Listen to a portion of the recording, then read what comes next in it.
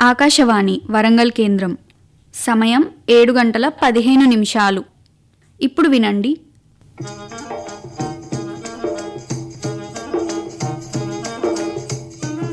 రైతు సోదరుల కోసం కిసాన్ వాణి వ్యవసాయదారుల కార్యక్రమం.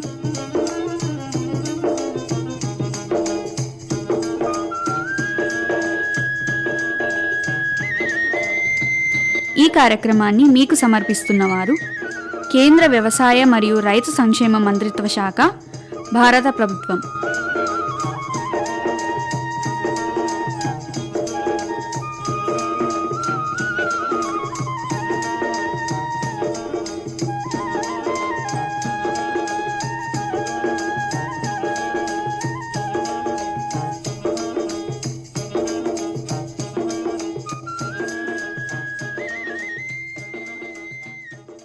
ఈనాటి కిసాన్ వాణి కార్యక్రమంలో వరి రకాల రూపకల్పనలో బయోటెక్నాలజీ పాత్ర, వరంగల్ ప్రాంతీయ వ్యవసాయ పరిశోధనా స్థానం బయోటెక్నాలజీ శాస్త్రవేత్త డాక్టర్ వై హరి గారితో పరిచయం వింటారు.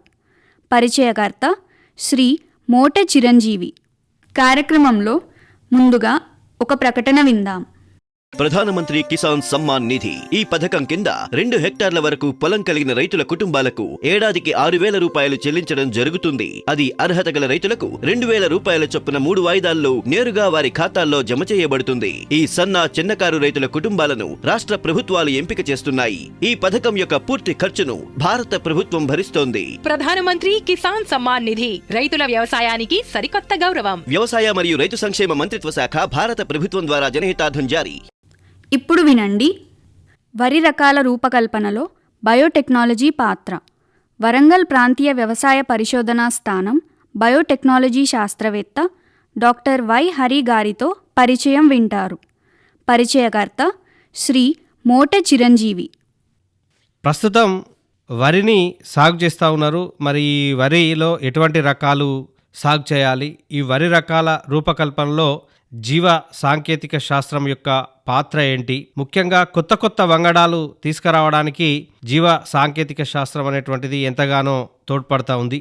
మరి రానున్నటువంటి కాలంలో ఎటువంటి రకాలు సాగు చేయాలి, ఎటువంటి వ్యాధులను, ఎటువంటి కీటకనాశులను తట్టుకునేటువంటి రకాలను ఎంపిక చేసుకోవాలి, మరి కొత్త కొత్త వంగడాలు ఏ విధంగా అభివృద్ధి పరచుకోవాలి అనేటువంటి తదితర విషయాల గురించి మనకు తెలిపేందుకు గాను మన ఆకాశవాణి స్టూడియోలో వరంగల్ ప్రాంతీయ వ్యవసాయ పరిశోధనా స్థానంలో బయోటెక్నాలజీ సైంటిస్ట్గా పనిచేస్తున్నటువంటి డాక్టర్ వై హరి గారు ఉన్నారు. వారిని అడిగి మరిన్ని విషయాలు తెలుసుకుందాం. సార్, ముఖ్యంగా ఈ వరి రకాల రూపకల్పనలో కనుక చూసినట్లయితే చాలా రకాలైనటువంటివి ఉన్నాయి. అయితే ఈ వరిలో రకాలు అంటే ఏంటంటారు? నమస్కారం అండి.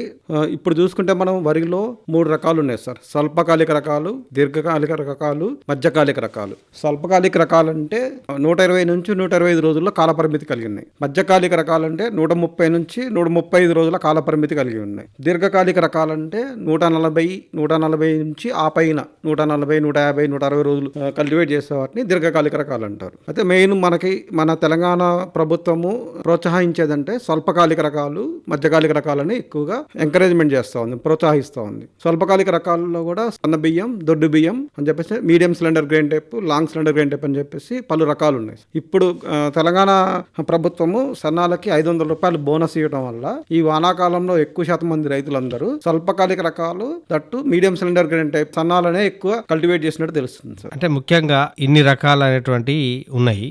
అయితే దీంట్లో ఇప్పుడు జీవ సాంకేతిక శాస్త్ర పరిజ్ఞానంతో ఎటువంటి హైబ్రిడ్స్ అనేటువంటివి అందుబాటులో ఉన్నాయంటారు? అంటే జీవ సాంకేతిక శాస్త్రంలో హైబ్రిడ్స్ ని డైరెక్ట్ గా డెవలప్ చేయలేదు, కానీ హైబ్రిడ్స్ లో వాడేటువంటి పేరెంట్స్ ని డెవలప్ చేస్తారు సార్. హైబ్రిడ్స్ లో వాడేటువంటి మేల్ పేరెంట్, ఫిమేల్ పేరెంట్ అనే దాన్ని డెవలప్ చేస్తుంది. మేల్ పేరెంట్ కి అగ్గి తెగులు తట్టుకునేటట్టుగా, ఎండాకు తెగులు తట్టుకునేటట్టుగా, బ్యాక్టీరియల్ బ్లైట్ తట్టుకునేటట్టుగా అటువంటి రకాలని డెవలప్ చేస్తాం. అదే విధంగా ఫిమేల్ పేరెంట్ వచ్చేసరికి ఫర్టిలిటీ రిస్టోరర్, ఇట్లా ఎక్కువ ఉన్నటువంటి రకాలను డెవలప్ చేస్తాం. హైబ్రిడ్స్ అంటే మనము ఒక మేల్ పేరెంట్ ఫిమేల్ పేరెంట్ తోటి క్రాస్ చేస్తే వచ్చిన దాన్ని హైబ్రిడ్ అంటారు. రకాలు అనేసరికి అట్లా కాకుండా మనం విత్తన కేంద్రం నుంచి కానీ వ్యవసాయ పరిశోధన స్థానం నుంచి కానీ లేకపోతే వేరే రైతుల దగ్గర నుంచి కానీ ఎప్పుడన్నా మనకు విత్తనాలను కొనుక్కుంటే అదే విత్తనాన్ని ఒక 2-3 సంవత్సరాలు కల్టివేట్ చేస్తాం. హైబ్రిడ్స్ అట్లా కుదరదు. హైబ్రిడ్స్ అంటే ఒక సంవత్సరం మనం ఒక ప్రైవేట్ కంపెనీ దగ్గర నుంచి కానీ ఎక్కడి నుంచి అనుకుంటే ఇంకొక సీజన్ లో దాన్ని వాడలేము. మనం ఒక సీజన్ కే మనకు హైబ్రిడ్స్ యొక్క దిగుబడి ఎక్కువగా ఉంటుంది విత్తన వరి రకాలతో పోల్చుకుంటే. కాకపోతే హైబ్రిడ్స్ అనేది కాస్ట్ ఆఫ్ కల్టివేషన్ ఎక్కువ, దాన్ని మెయింటైన్ చేయడం కూడా కష్టం కాబట్టి అందరూ హైబ్రిడ్స్ తో పోల్చుకుంటే రకాల వైపే వెళ్తున్నారు. అయితే వరిలో ఎలాంటి రకాలు ప్రస్తుతం అనేటువంటి సాగులో ఇప్పుడు ఉన్నాయంటారు?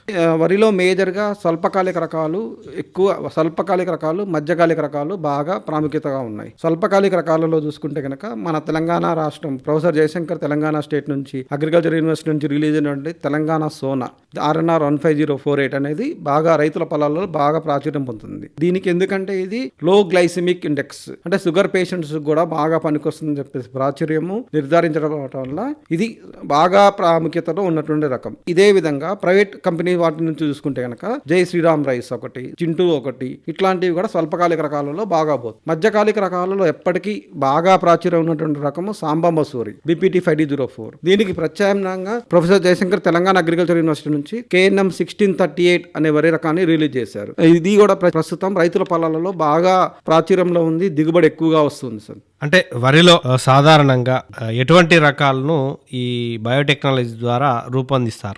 మనం వరి బయోటెక్నాలజీ యొక్క మెయిన్ ఉద్దేశం ఏంటంటే మనం డెవలప్ చేసినటువంటి రకాలకి చీడపీడలను తట్టుకోవాలి, రోగనిరోధక శక్తి కలిగి ఉండాలి. సాధారణంగా ఒక రకాన్ని విడుదల చేయాలంటే సాంప్రదాయ పద్ధతిలో 10 నుంచి 12 సంవత్సరాల వరకు కాలపరిమితి తీసుకుంటుంది. అదే కనుక మనం బయోటెక్నాలజీ ద్వారా ఒక వెరైటీని రిలీజ్ చేయాలంటే 5 నుంచి 7 సంవత్సరాల కాలపరిమితి సరిపోతుంది. అంటే ఒక వెరైటీని బయోటెక్నాలజీ ద్వారా రిలీజ్ చేయాలనుకుంటే మనం 4 సంవత్సరాల కాలపరిమితి తగ్గించవచ్చు. ఒక దాత పేరెంట్ ఒక రెసిపియంట్ పేరెంట్ తీసుకొని దాన్ని సంకరీకరణం చేసి వచ్చినటువంటి మొక్కలని దాంట్లో మనం అనుకున్నటువంటి జన్యువులు ఉన్నాయా లేవా, జీన్స్ ఉన్నాయా లేవా అని చెప్పేసి F1 లోను BC1 F1 BC2 F1 ప్రతి జనరేషన్లో స్క్రీన్ చేసుకుంటూ మనం బయోటెక్నాలజీ ద్వారా వెరైటీని రిలీజ్ చేస్తాం. అంతేకాకుండా F1 BC1 F1 BC2 F1 జనరేషన్లలో వచ్చిన ప్లాంట్స్కి జన్యువులు ఉన్న తర్వాత కూడా ఎంతవరకు మనకి ఫిమేల్ పేరెంట్ యొక్క లక్షణాలు ఉన్నాయని చెప్పేసి స్క్రీన్ చేసుకుంటూ పోవడం వల్ల మనం కాలపరిమితిని బాగా తగ్గించగలుగుతున్నాం. అంటే ఇక్కడ జీవ సాంకేతిక శాస్త్రం ద్వారా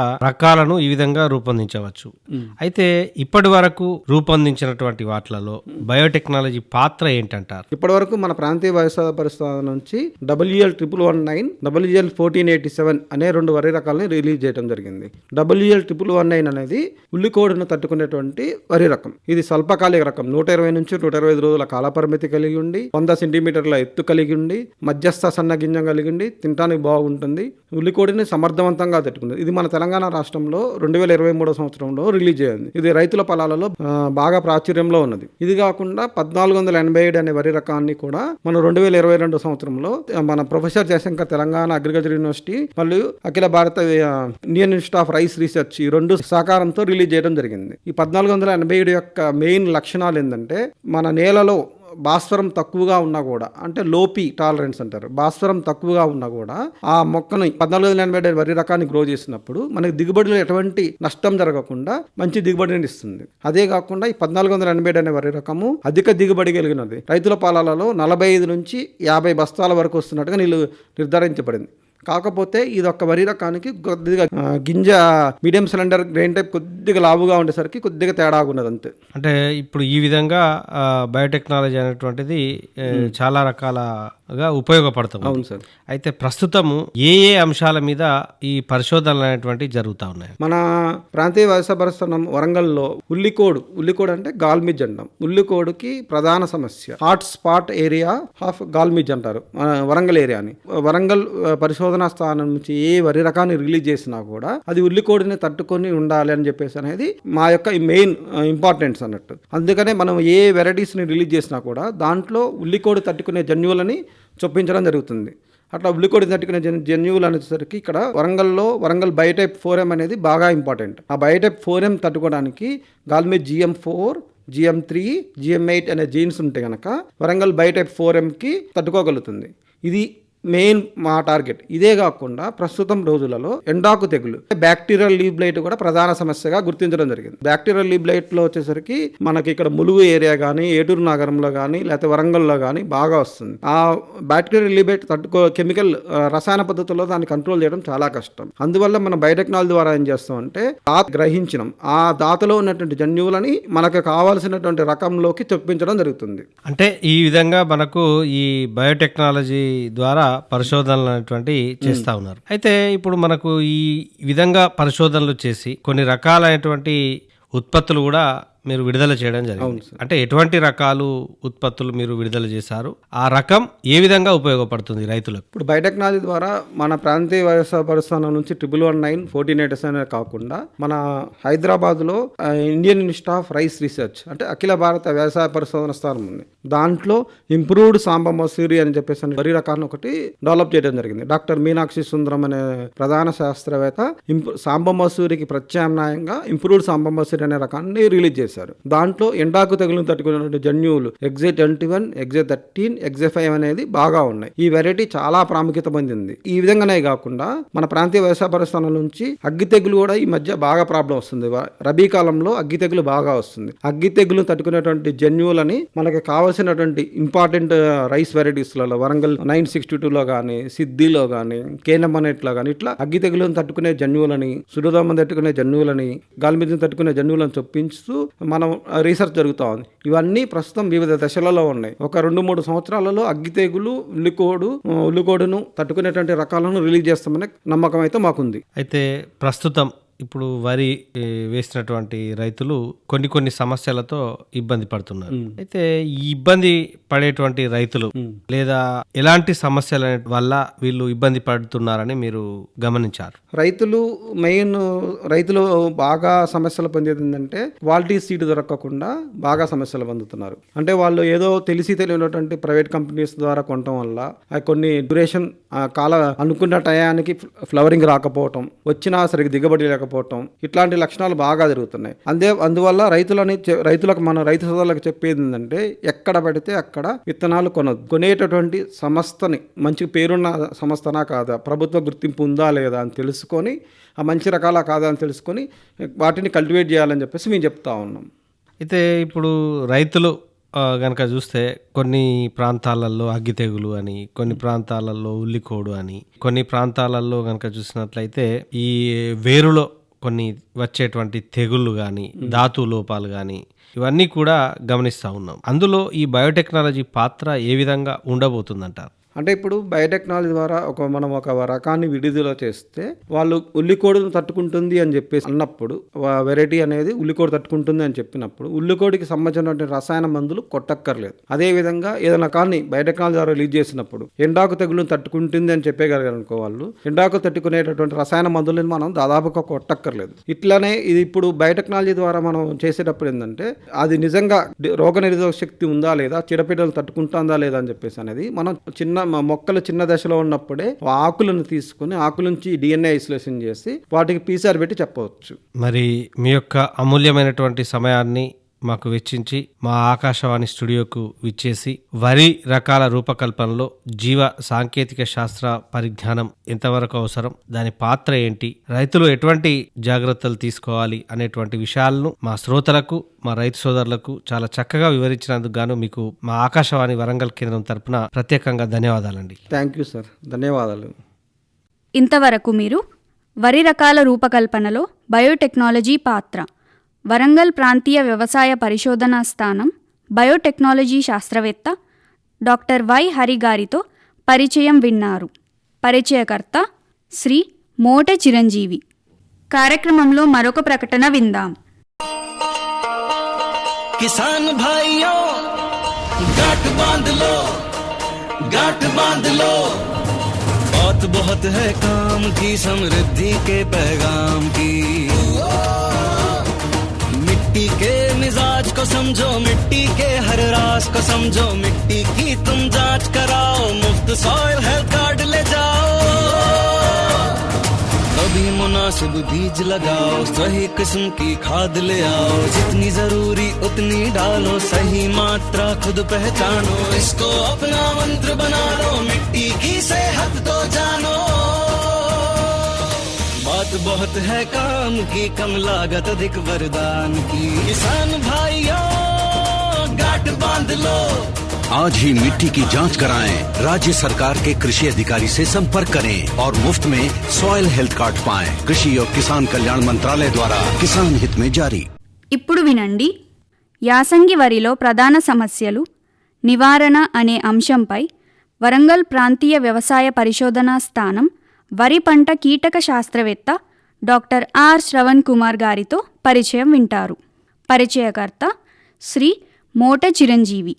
ఈ యాసంగిలో వరి సాగు అనేటువంటిది చేయడం అనేటువంటిది జరుగుతుంది. అయితే ఈ వరి సాగు చేసేటువంటి తరుణంలో ఎటువంటి సమస్యలు వస్తాయి, మరి వాటికి నివారణకు ఏం చేయాలి రైతులు అనేటువంటి తదితర విషయాలు, అదేవిధంగా ఎటువంటి చీడపీడలు ఎక్కువగా ఆశించేటువంటి అవకాశం ఉంటుంది, ఆ చీడపీడల నివారణకు రైతులు ఎటువంటి మందులు గాని ఎటువంటి నివారణ చర్యలు గాని చేపట్టాలి అనేటువంటి విషయాలను గురించి మనకు వివరించడానికి గాను మన ఆకాశవాణి స్టూడియోలో వరంగల్ ప్రాంతీయ వ్యవసాయ పరిశోధనా స్థానం వరి విభాగం కీటక విభాగ శాస్త్రవేత్త డాక్టర్ ఆర్ శ్రవణ్ కుమార్ గారు మన ఆకాశవాణి స్టూడియోలో ఉన్నారు. వారిని అడిగి మరిన్ని విషయాలు తెలుసుకుందాం. నమస్కారం అండి. నమస్కారం సార్. ఇదే కాకుండా ఈ వరిలో ఆకుముడత పురుగు అనేటువంటిది కూడా ఎక్కువగా ఉంటుంది. మరి ఈ ఆకుముడత పురుగు అంటే ఏంటి, దానివల్ల ఏ విధంగా మనకు పంటకు అనేటువంటిది నష్టం అనేటువంటిది కలుగుతుందంట? ఇతర పురుగులాగానే ఈ ఆకుముడత పురుగు అనేది మనకి యొక్క వరి పంటను ఆశించి నష్టం చేస్తుంది. ముఖ్యంగా నత్రజని ఎరువులను ఎక్కువగా వాడినప్పుడు, అలాగే మనకి ముఖ్యంగా తేమ అధికంగా ఉండి పొలంలో నీడ ఎక్కడైతే ఉంటుందో ఒకవేళ నీడ ఉన్నట్లయితే ఆ ప్రాంతంలో యొక్క ఆకుముడత పురుగు అనేది ఎక్కువ రావడం జరుగుతుంది. ఆకును నిలువుగా ఒక గొట్టంలాగా చేసుకొని ఆ ముడతలాగా చేసుకొని దాంట్లో ఉండి పత్రహరితాన్ని గీకి తినడం అనేది జరుగుతుంది. దానివల్ల ఆకులు అనేది ఎండిపోవడం అనేది జరుగుతుంది. సాధారణంగా అయితే దీనివల్ల మనకి ఎక్కువ నష్టం కలగదు, కానీ కొన్ని సార్లు మనము సరిగా మనకి యాజమాన్య పద్ధతి సరిగా చేపట్టినట్లయితే పొలమంతా కూడా ఎండిపోవడం అనేది జరుగుతుంది. ముఖ్యంగా పిలక దశలో దీనివల్ల మనకి ఎక్కువ నష్టం ప్రత్యక్షంగా నష్టం లేకపోయినప్పటికీ మనకి పోటాకు దశలో ఇది ఆశించినట్లయితే పోటాకుని ఇది ఆశించి ముడతలాగా చేసుకుని దాన్ని నష్టపరిచినట్లయితే పోటాకు ద్వారా గింజలు ఏర్పడతాయి. కాబట్టి పోటాకులో జరిగే కిరజన్య సంయోగక్రియ ద్వారా మనకి వరిలో గింజలు అనేది ఏర్పడడం జరుగుతుంది. సో దానివల్ల పోటాకు దశలో ఆశించినట్లయితే ఆకుముడత వల్ల చాలా నష్టం అనేది జరుగుతుంది. ముఖ్యంగా దీని నివారణకి నత్రజని ఎరువులను సిఫారసు మేరకే వాడుకోవాలి. అట్లాగే పురుగు మందులకు సంబంధించి కార్టాపైడక్లోరైడ్ మందు 2 గ్రాములు గానీ, ఎసిఫేట్ అనే మందు 1.5 గ్రాములు, క్లోరంటనిలిప్రోల్ అనే మందు 0.3 ml, వీటితో పాటు ఇంకా అప్పటికి మనం కంట్రోల్ అవ్వట్లేదు అనుకుంటే ఫ్లూబెండమైడ్ అనే మందును 0.1 ml గానీ 0.2 గ్రాములు గానీ ఆ ఫార్ములేషన్ బట్టి మనం లీటర్ నీటికి కలిపి మనం పిచికారీ చేసుకున్నట్లయితే ఈ యొక్క ఆకుముడతను సమర్థవంతంగా అరికట్టవచ్చు. మరి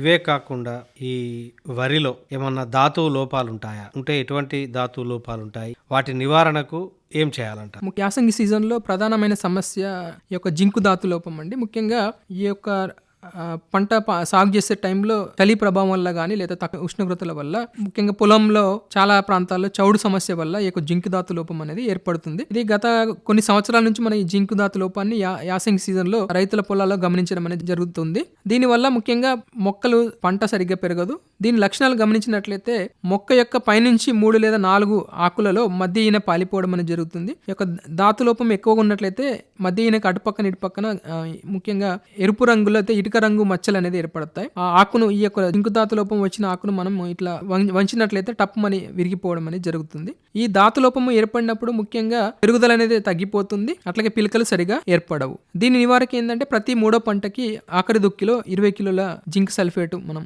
చల్లుకోవాలి. లేనట్లయితే నీళ్ళ మందుకు సంబంధించి పైపాటుగా మనము జింక్ సల్ఫేట్ అనే మందును 2 గ్రాములు లీటర్ నీటికి కలిపి ఒక వారం రోజుల వ్యవధిలో 2 సార్లు మనం పిచికారి చేసుకున్నట్లయితే జింక్ లోపాన్ని మనం సవరించవచ్చు. తద్వారా మనం మంచి దిగుబడి సాధించవచ్చు. మరి ఈ వీటితో పాటు కంకినల్లి అనేటువంటిది ఎక్కువగా మనకు వరిలో కనబడతా ఉంటుంది. దానివల్ల వరిలో ఎటువంటి నష్టం అనేటువంటిది కలుగుతుంది, దాన్ని నివారణకు ఎటువంటి యాజమాన్య చర్యలు చేపట్టాలంటారు? కంకినల్లి అనేది నల్లి జాతికి సంబంధించిన పురుగు అండి. ఇది పురుగు కాదు కానీ నల్లి జాతికి చెందినది. ఇది మామూలు కంటితో మనకి కనిపించకుండా చాలా సూక్ష్మంగా ఉంటుంది. ముఖ్యంగా ఆకు మధ్య ఈన మీద, ఆకు మట్ట మీద ఇవి ఆశించి అక్కడ మనకి రసాన్ని పీల్చడం వల్ల మనకి అక్కడ ముదురు గోధుమ రంగు గానీ లేదా నలుపు రంగులో మనకి మచ్చలు ఏర్పడడం జరుగుతుంది. సాధారణంగా తొలి దశలో ఈ యొక్క కంకినల్లి వల్ల మనకి ఎక్కువ నష్టం అనేది కలగదు. కానీ తర్వాత మనకి పూత దశలో మనకి వెన్నులు బయటకు వచ్చేటప్పుడు ఇది ఆశించినట్లయితే లోపల ఉండి రసాన్ని పీల్చడం వల్ల ముఖ్యంగా వెన్నులు సరిగా బయటికి రావు. అట్లాగే బయటకు వచ్చినప్పటికి కూడా మనకి గింజలు సరిగా ఏర్పడవు, తాలు గింజలు ఏర్పడే అవకాశం ఉంటుంది. అట్లాగే ఇవి ఆశించేటప్పుడు రంధ్రాల ద్వారా ఇతర శిలీంధ్రాలకు సంబంధించిన తెగులు కూడా వ్యాపించే అవకాశం ఉంటుంది. ఈ రంధ్రాల ద్వారా ఈ తెగులను కలిగజేసే శిలీంధ్రాల లోపలికి వెళ్ళిపోయి మనకి గింజ మచ్చ తెగులను కూడా ఆశించే అవకాశం ఉంటుంది. ఈ విధంగా మనకి గింజలు ఏర్పడడంలో మనకి ఒక ప్రభావం అనేది కనిపిస్తుంది, సరిగా ఏర్పడవు. అట్లాగే మచ్చలు అనేది మనకి కనిపిస్తాయి. దీని నివారణకి ముఖ్యంగా వెన్నులు బయటికి వచ్చే ముందే మనకి ముఖ్యంగా స్పైరమెస్ఫిన్ అనే మందు 1 మిల్లీలీటర్లు లీటర్ నీటికి కలిపి పిచికారి చేసుకున్నట్లయితే ఈ యొక్క కంకినెల్ని మనము అరికట్టవచ్చు. మరి ఇవే కాకుండా ఇంకా ఏమైనా తెగుళ్ళు వచ్చేటువంటి అవకాశం అంటే ఉంటుందా? ఉంటే వాటి నివారణకు ఎటువంటి చర్యలు తీసుకోవాలంటారు? ముఖ్యంగా మనకి యాసింగ్ సీజన్లకు వచ్చేసి ఈ అగ్గి తెగులు అనేది ప్రధానమైన సమస్య అండి. దీంతో పాటు మనకి పాంపొడ తెగులు అనేది రావడం జరుగుతుంది. దానివల్ల పెద్దగా మనకి ఎక్కువ నష్టం అనేది కలగదు, కానీ మనకి పంట మనకి గట్లెంబడి ఈ యొక్క తెగులు అనేది కనిపిస్తుంది. దీనివల్ల ముఖ్యంగా దీర్ఘ చతురస్రాకారంలో అట్లాగే మనకి పాంపొడ లాంటి మచ్చలు అనేవి కనిపిస్తాయి. నివారణకి ప్రోపికనుజల్ కానీ లేదా మనకి ఈ యొక్క హెక్సాకొనజల్ మందు పిచికారి చేసుకున్నట్లయితే ఈ యొక్క పాంపొడ తెగులను అరికట్టవచ్చు. మరి కొన్ని చోట్ల కనుక చూసినట్లయితే ఈ వరి పంట చేతికి అందేటువంటి సమయంలో గాని లేదా పొట్ట దశలో గాని ఈ ఎలుకలు ఎక్కువగా నష్టపరుస్తూ ఉంటాయి. మరి దాని నివారణకు ఎటువంటి యాజమాన్య చర్యలు అనేటువంటి తీసుకోవాలంటారు? ముఖ్యంగా ఈ ఎలుకల వలన మనకి నారుమడి దశ నుంచి పిలక దశలో అట్లాగే గింజలు ఏర్పడే దశలో మనకి నష్టం అనేది కలుగుతుందండి. ముఖ్యంగా దీని నివారణకి ఏంటంటే ఒక ప్రాంతంలోని రైతులు అందరూ సమైక్యంగా కలిసి దాని యొక్క యాజమాన్య పద్ధతులు అనేది చేపట్టాలి. ముఖ్యంగా ఒక ప్రాంతంలోని రైతులు వీలైనంత వరకు ఒక కాలపరిమితి కలిగిన రకాన్ని సాగు చేసుకోవడం అనేది ముఖ్యము. అట్లాగే ఒకేసారి విత్తుకోవడము అట్లాగే నాటుకోవడం అనేది చేయాలి. దానివల్ల ఏమైతుందంటే ఈ పంట కోతలు అయిపోయిన తర్వాత దానికి ఆ ఎలుకలకి ఆహారం దొరకక చనిపోవడం అనేది జరుగుతుంది. ఆ విధంగా ఒక ప్రాంతంలోని రైతులు ఒకేసారి విత్తుకునేటట్లుగా నాట్లు వేసుకునేటట్లుగా వాళ్ళు దాన్ని ఆలోచించాలి, ఆ విధంగా పాటించాలి. అట్లాగే సాధారణంగా గట్లు అనేది చాలా పెద్దగా పొలంలోని గట్లు పెద్దగా ఉంటాయి. అట్లా కాకుండా సన్నగా పొలంలోని గట్లు సన్నగా ఉండాలి. అట్లాగే పొలం లోపల కానీ పొలం గట్ల మీద కానీ కలుపు అనేది లేకుండా మనము చూసుకోవాలి. దీంతో పాటు విచక్షణ రహితంగా పురుగు మందులు పిచికారి చేయడం వల్ల ఈ యొక్క ఎలుకలకు సంబంధించిన మిత్ర పురుగులు అనేది సహజ శత్రువులు అనేది చనిపోవడం అనేది, దానివల్ల ఎలుకల తీవ్రత అనేది పెరగడం అనేది జరుగుతున్నది. విచక్షణ రహితంగా మనం రసాయనిక మందులు అనేది వాడకూడదు. నాటు వేసుకున్న తర్వాత కొద్ది రోజుల వరకు మనం ఈ యొక్క ఎకరానికి 20 చొప్పున ఎలుకను పట్టడానికి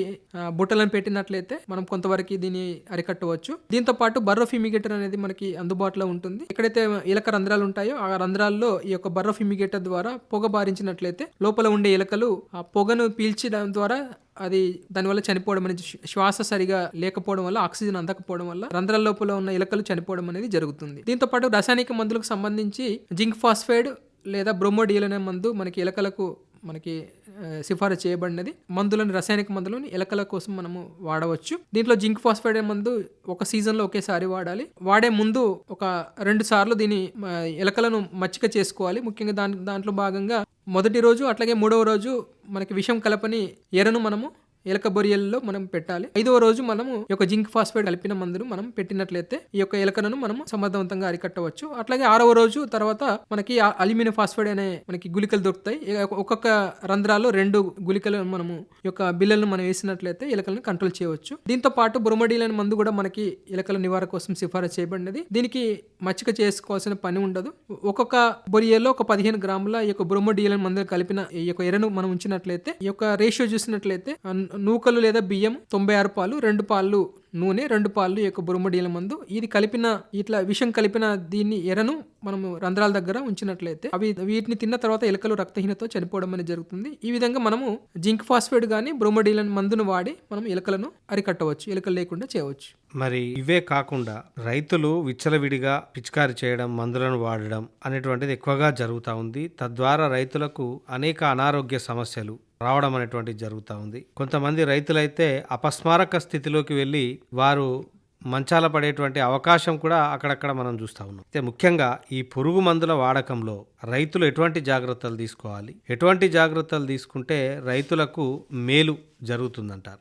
అంటే ముఖ్యంగా ప్రాబ్లం ఏంటిది అనేది గుర్తించాలి. దాని ప్రకారంగా ఏ ప్రాబ్లం వచ్చిందో దానికి పురుగు అయితే పురుగు మందు, తెగులు అయితే తెగుల మందు అనేది వాడాలి. అట్లా కాకుండా ఒకదాని బదులు ఒకటి వాడడం, 2-3 రకాలు కలిపి వాడడం అనేది సాధారణంగా రైతులు అనేది చేస్తూ ఉంటారు. అట్లా కాకుండా ఏ తెగులు కానీ ఏ సమస్య వచ్చిందో మనకి ముందుగా గుర్తించడం అనేది చాలా ముఖ్యమైనది. అట్లాగే రైతులు కొనేటప్పుడు కొన్న తర్వాత వాడేటప్పుడు చాలా జాగ్రత్తలు అనేది తీసుకోవాలి. కొనేటప్పుడు ఏంటంటే మనకి పురుగు మంద, తెగుళ్ళ మందు కావాలో, ఇంకా లేదంటే ఇంకా వేరే ఏదన్నా పోషక సమస్య ఉంటే పోషక సమస్య సంబంధించిన మందు, దాని ప్రకారంగా మనం మందులు అనేది సో దీంట్లో భాగంగా తనకి ఎంత పొలం ఉందో ఆ పొలానికి ఎంత మనకి సరిపోతుందో అంతే మనకి తీసుకోవడం జరగాలి. ఎకరం పొలం ఉంటే ఎకరం పొలానికి ఎంత మందు సరిపోతుందో అంతే తీసుకోవాలి. సో అట్లాగా మనము ముందు సమస్య ఏంటిదో, సమస్యకు ఏ రసాయనిక మందు పనిచేస్తుందో తెలుసుకోవాలి. దాని తర్వాత మనకి పురుగు మందు షాప్కి వెళ్ళి పురుగు మందు షాప్లో మనకు నాణ్యత గల మనకి పురుగు మందు కానీ రసాయనిక మందు కానీ కొనుగోలు చేయాలి. కొనుగోలు చేసేటప్పుడు దానికి సంబంధించిన రసీదు అనేది తీసుకోవడం చాలా ఇంపార్టెంట్. మరి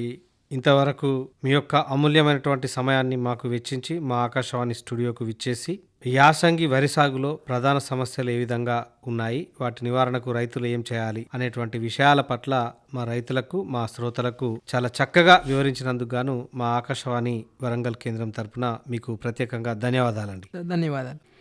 ఇంతవరకు మీరు యాసంగి వరిలో ప్రధాన సమస్యలు నివారణ అనే అంశంపై వరంగల్ ప్రాంతీయ వ్యవసాయ పరిశోధనా స్థానం వరి పంట కీటక శాస్త్రవేత్త డాక్టర్ ఆర్ శ్రవణ్ కుమార్ గారితో పరిచయం విన్నారు. పరిచయకర్త శ్రీ మోట చిరంజీవి. కార్యక్రమంలో మరొక ప్రకటన విందాం. సర్వోత్తమ రైతు పురస్కారం లభించింది హరికి. హరి, మీ విజయ రహస్యం ఏమిటో చెప్పండి. రైతు మిత్రులారా, మీరు కూడా మీ పొలాల్లో అధిక పంటను పండించగలరు. అదెలా? ఎప్పుడు ఏ సమస్య వచ్చినా వెంటనే కలపండి ఈ నెంబరు 1800 ఇది ఎవరి నంబర్ బాబు? కిసాన్ కాల్ సెంటర్ది. అక్కడ విశేషజ్ఞులు మీ పొలం సమస్యలకు వెంటనే పరిష్కారం చెప్తారు. అదేంటయ్యా, విశేషజ్ఞులు అన్ని సమయాల్లోనూ దొరుకుతారా? తప్పకుండా దొరుకుతారు. ఏడాదిలో 365 రోజులును, అది కూడా ఉదయం 6 గంటల నుంచి రాత్రి 10 గంటల దాకా. మరైతే ఎక్కువసేపు మాట్లాడితే డబ్బు చాలా అవుతుందిగా. ఖర్చు లేనే లేదు. మొబైల్ పై గానీ ఇతర ఫోన్ తో కానీ కిసాన్ కాల్ సెంటర్ కి ఉచితంగా కాల్ చేయవచ్చు. సలహాకి కూడా ఖర్చు ఉండదు. నిజంగా? 16 అణాల నిజం. రైతు సోదరులారా, పంట సమస్యల గురించి మీ భాషలో వెంటనే సమాధానం కోసం పూర్తి భారతదేశంలో ఏ ఫోన్ నుంచి అయినా జాతీయ హెల్ప్ లైన్ నంబర్ 1800-11800-1551తో ఉచితంగా సంప్రదించండి. రైతు మిత్రుడు కిసాన్ కాల్ సెంటర్. ఇంతటితో ఈనాటి కిసాన్ వాణి కార్యక్రమం సమాప్తం.